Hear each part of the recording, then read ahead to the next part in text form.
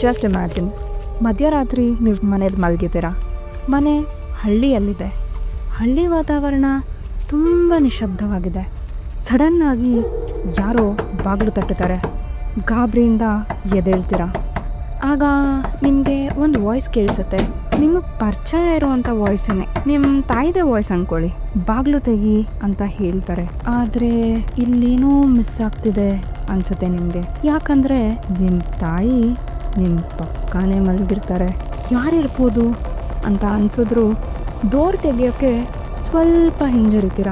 Heart beat ಜಾಸ್ತಿ ಆಗುತ್ತೆ. ಅದ್ರ ಜೊತೆ ಬಾಗಿಲು ತಟ್ಟೋ ಶಬ್ದ ಕೂಡ ಜಾಸ್ತಿ ಆಗುತ್ತೆ.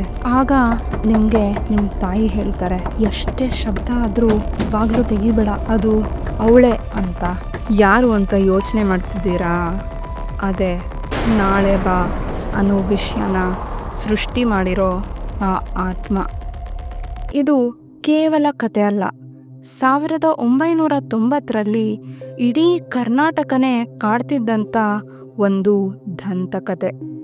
ಒಂದು ನಿಗೂಢ ಆತ್ಮ ರಾತ್ರಿಯೆಲ್ಲ ಬೀದಿಗಳಲ್ಲಿ ಓಡಾಡ್ತಾ ಬಾಗ್ಲು ಬಡಿತಾ ಇತ್ತು. ಮೈ ಜುಮ್ ಅನ್ಸೋ ವಿಷಯ ಏನಂದರೆ, ಅದು ಆ ಜನಕ್ಕೆ ಹತ್ರ ಇದ್ದಂಥ, ತುಂಬ ಪರಿಚಯ ಇದ್ದಂಥ ಯಾರೋ ಒಬ್ಬರ ಧ್ವನಿಯಲ್ಲಿ ಮಾತಾಡ್ತಾ ಇತ್ತು. ಒಬ್ಬ ತಾಯಿನೋ ತಂದೆನೋ ಫ್ರೆಂಡೋ ಯಾರೋ ಒಬ್ಬರು ಥರ ಅವ್ರನ್ನ ಕರೀತಾ ಇತ್ತು. ಅದನ್ನು ಕೇಳಿ ಅಕಸ್ಮಾತ್ ಅವ್ರ ಬಾಗಿಲು ತೆಗೆದ್ರು ಅಂದ್ಕೊಳ್ಳಿ, ಅಷ್ಟೇ, ಮತ್ತೆ ಇನ್ಯಾವತ್ತೂ ಅವರು ಕಾಣಿಸಿರೋ ಇತಿಹಾಸನೇ ಇಲ್ಲ. ಎಷ್ಟೋ ತಿಂಗಳುಗಳು ಇದು ಹೀಗೆ ಕಂಟಿನ್ಯೂ ಆಗ್ತಾನೇ ಇತ್ತು. ಒಬ್ರಲ್ಲ ಒಬ್ರು ಮನೇಲಿ ಯಾರಾದರೂ ಕಾಣೆ ಆಗ್ತಿದ್ರು. ಇದರಿಂದ ಆ ಹಳ್ಳಿ ಜನ ಎಲ್ಲ ತುಂಬ ಭಯಪಟ್ಟಿದ್ರು. ಆಗ ಅವರನ್ನೇ ಒಬ್ರು ಇದನ್ನ ನಿಲ್ಸೋ ಅಂತ ದಾರಿನ ಹುಡುಕ್ತಾರೆ. ಒಂದಿನ ಅವ್ರ ಮನೆ ಬಾಗ್ಲು ಹೊರಗೆ ನಾಳೆ ಬಾ ಅಂತ ಬರೆದ್ರು. ಈ ಭಯದಲ್ಲೂ ತಮಾಷೆ ಏನಂದ್ರೆ, ಅದನ್ನ ನೋಡಿದ್ದ ಆತ್ಮ ಓ ನಾಳೆ ಬರಬೇಕು ಅಂತ ಅವತ್ತಿನ ರಾತ್ರಿ ವಾಪಸ್ ಹೊರಟೋಗ್ತಿತ್ತು. ಈ ಸಿಂಪಲ್ ಟ್ರಿಕ್ ವರ್ಕ್ ಆಗಿದ್ರಿಂದ ಎಲ್ರಿಗೂ ಧೈರ್ಯ ಬಂತು. ಅವತ್ತಿಂದ ಪ್ರತಿ ರಾತ್ರಿ ಪ್ರತಿಯೊಬ್ರು ಮನೆ ಬಾಗ್ಲಲ್ಲೂ ನಾಳೆ ಬಾ ಅನ್ನೋದ್ ಬರೆಯಕ್ ಶುರು ಮಾಡಿದ್ರು. ಅಲ್ಲಿಂದಾನೆ ಈ ನಾಳೆ ಬಾ ಅನ್ನೋ ದಂತಕತೆ ಎಲ್ಲ ಕಡೆ ಹೆಸರು ಮಾಡಿತು. ಇವತ್ತು ಕೂಡ ಕರ್ನಾಟಕದ ಕೆಲವು ಹಳ್ಳಿಗಳಲ್ಲಿ ಮಧ್ಯರಾತ್ರಿ ಬಾಗ್ಲು ತಟ್ಟೋ ಶಬ್ದನ ಕೇಳಿದೀವಿ ಅಂತ ಜನ ಹೇಳ್ತಾರೆ. ಇನ್ ಕೆಲವರು ಬೆಳಗ್ಗೆ ಎದ್ದಾಗ ಮನೇಲಿರೋ ನಾವ್ ಯಾರು ಕೂಡ ಬರ್ದಿಲ್ಲ ಅಂದಾಗ್ಲೂ ಮನೆ ಬಾಗ್ಲಲ್ಲಿ ನಾಳೆ ಬಾ ಅಂತ ಬರ್ದಿರೋದನ್ನ ನೋಡಿದೀವಿ ಅಂತಾನು ಹೇಳ್ತಾರೆ. ಇನ್ನಷ್ಟು ಜನ ಯಾರೋ ಒಬ್ಳು ಮುಖ ಕಾಣಿಸ್ದೇ ಇರೋ ಹೆಂಗ್ಸು ಬಿಳಿ ಸೀರೆ ಉಟ್ಟು ಮಧ್ಯ ರೋಡಲ್ಲಿ ಯಾರಿಗೋ ಕಾಯ್ತಾ ನಿಂತಿರೋದನ್ನ ನೋಡಿದೀವಿ ಅಂತಾನು ಹೇಳಿದ್ದಾರೆ. ಏನಿದು ನಾಳೆ ಬಾ ಅಂದ್ರೆ? ಹಾಗೆ ಬೀದಿಯಲ್ಲಿ ತಿರ್ಗಾಡ್ತಿದ್ದ ಆ ಆತ್ಮ ಯಾರ್ದು? ಅದೇನಾದ್ರೂ ಸೇಡ್ ತೀರ್ಸ್ಕೊಳಕ್ಕೆ ಅಂತ ದಾರಿ ತಪ್ಪಿ ಬಂದಿರೋ ಆತ್ಮನ?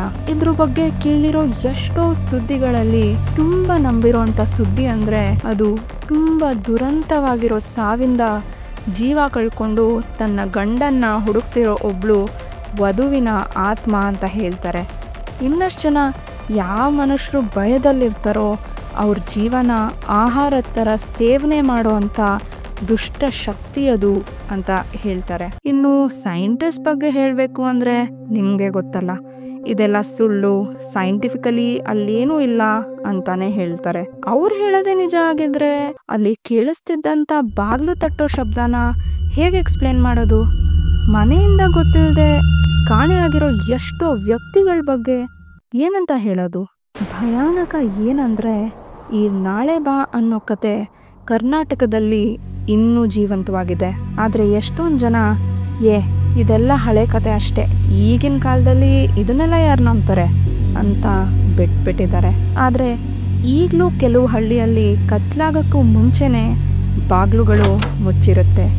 ಬೆಳಗ್ಗೆ ಆಗೋವರೆಗೂ ಕೂಡ ತೆಗೆಯೋ ಪ್ರಯತ್ನದ ಕಡೆನೂ ಆ ಜನ ತಲೆ ಹಾಕಲ್ಲ. ಇನ್ನೂ ಒಂದಷ್ಟು ಕಡೆ ಅಗತ್ಯ ಇದೆ ಅಂತ ಅನಿಸ್ದಾಗೆಲ್ಲ ಇನ್ನೂ ನಾಳೆ ಬಾ ಅನ್ನೋದನ್ನ ಅವ್ರ ಮನೆ ಬಾಗ್ಲುಗಳಲ್ಲಿ ಗೋಡೆಗಳಲ್ಲಿ ಬರೀತಾರೆ.